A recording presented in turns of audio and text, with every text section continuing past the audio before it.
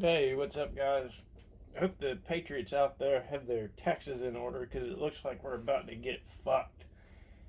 If you were one of the very few people who voted for Biden, I'd say you're fine. What is it?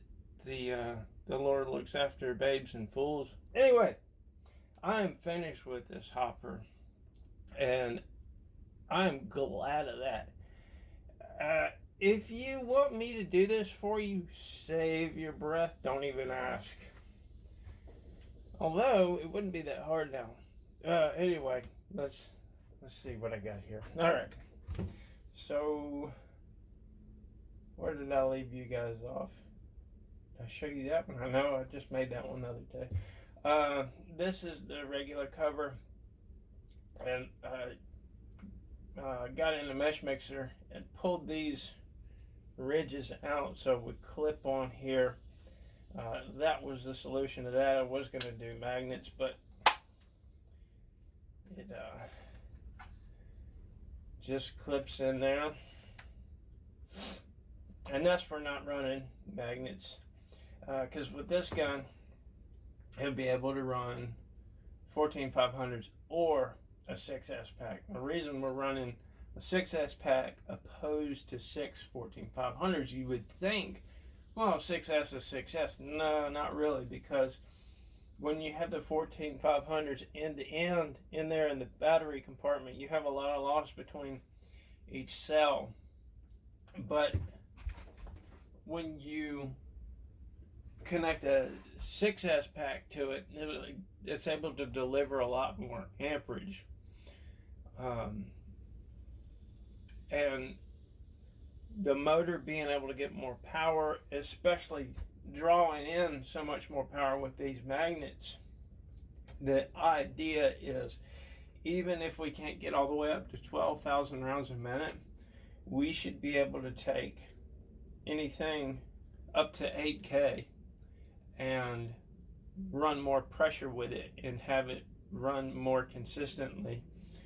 So it should have more power at higher fire rates, if nothing else.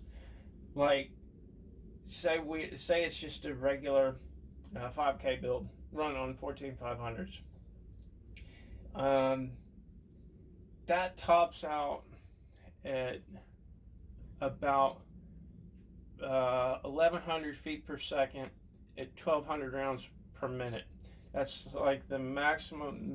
These numbers are from Bruce, because he's crazy about putting a bunch of air through it, and he uses I think 2300 psi to get that out of it. But you dump that much pressure in it, the motor really fights getting the BBs up to the valve body.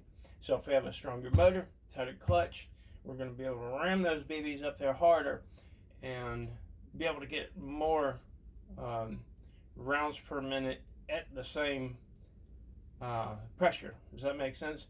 So let's say Bruce can get 1,500 rounds a minute with 2,300 pounds. This one will be able to get, I don't know, maybe 4,000 rounds a minute. I'd say that's a stretch, but suppose it could get like 3,000 rounds a minute at 2,300 psi. That's one of the main reasons that I wanted to do the motor mod.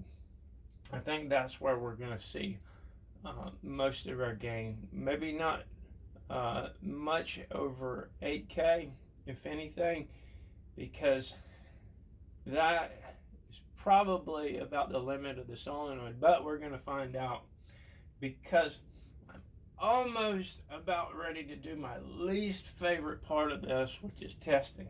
I hate testing. You guys probably, all you guys think that I love to shoot these. No, hell no, I hate shooting them. That is my least favorite part of doing this. Especially now that I don't have a good place to shoot. It's not fun. Especially when you're doing something like this, something new, and you don't know what's going to break. Where you're like, you think that, okay, get it, I'm going to be able to box this thing up today and have it in the mail.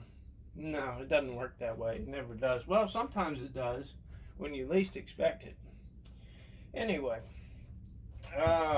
there is the plane clip. I also wanted to talk to you guys about builds moving forward.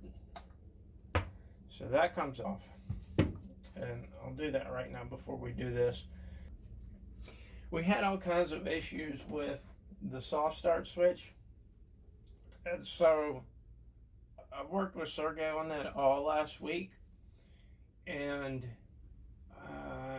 we talked about a few other things like, my not being able to do any more builds because of the situation of Russia and Ukraine and shipping and this and that and the other.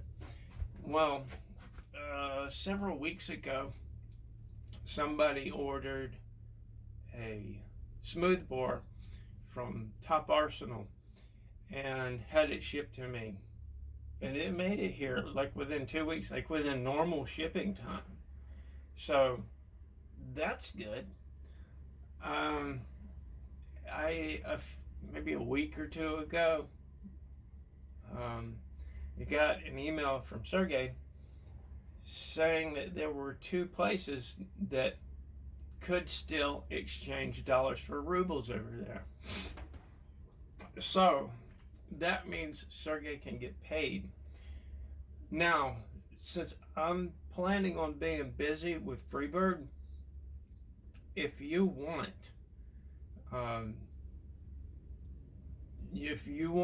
really want me to do you a build, what you need to do is send me an email and tell me I really want you to do me a build. And then I'm going to put you in contact with Sergey, and you tell Sergey what you need, be it a hopper, a board, an air adapter, whatever you need. Order it from him and have it shipped to either you or me, and I'll do the work for you and send it on its way. Now, I've been dealing with Sergey this entire time that I've been involved with these, and he's solid. He's not going to do you wrong. There's always a risk that your parts aren't going to make it over. That's never happened to me the entire time I've been doing this, but there is a risk of that. As far as like how much it's going to cost, well, since I'm not going to be reselling the parts anymore, and you'd be getting them from Sergey, whatever you want, mind you. I'm not going to be charging you any markup because you're going to be dealing directly with Sergey. And as far as dealing directly with Sergey, I've talked to him a lot about individual deals that he's had with people. He's come to me for business advice, even though he doesn't take it. The advice that I most often give him is, Sergey, your price is too low. You need to get more for this.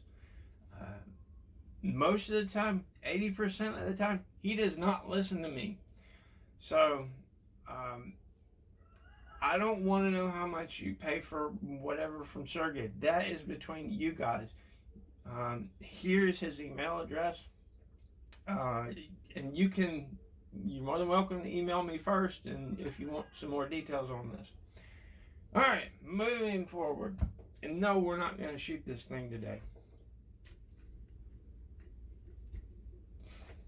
Okay.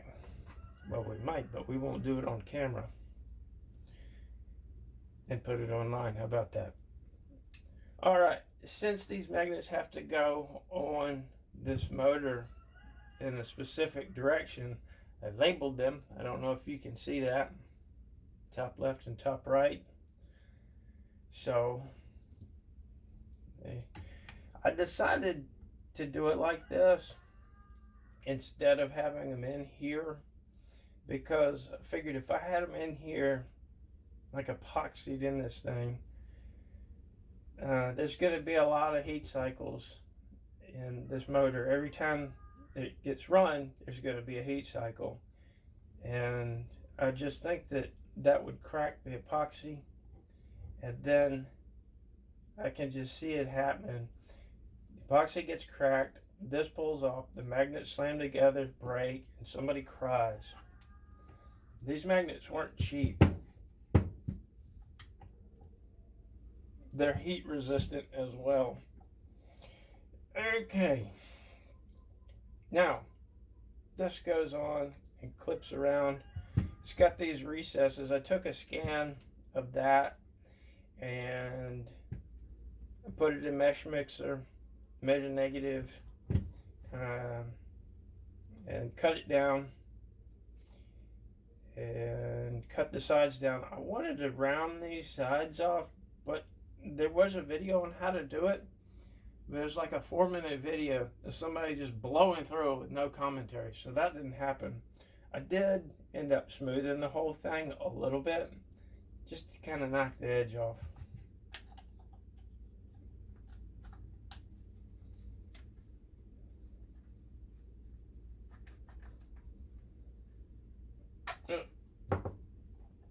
Gotta get our magnets in the right spot. It's the first time it hasn't just clipped on.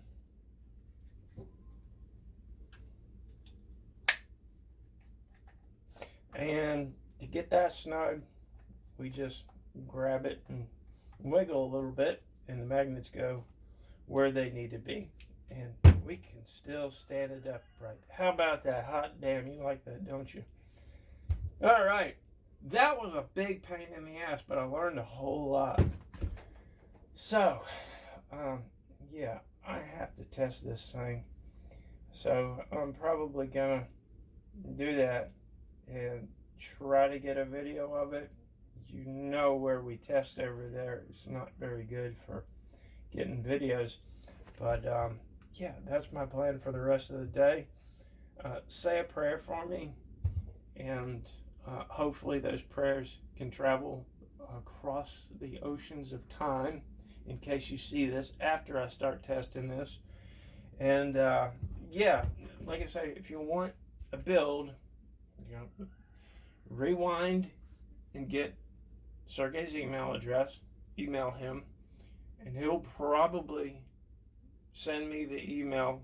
So just be aware that if you don't want him to send me the email, let him know ahead of time that you would like that to be confidential between y'all. All right, later.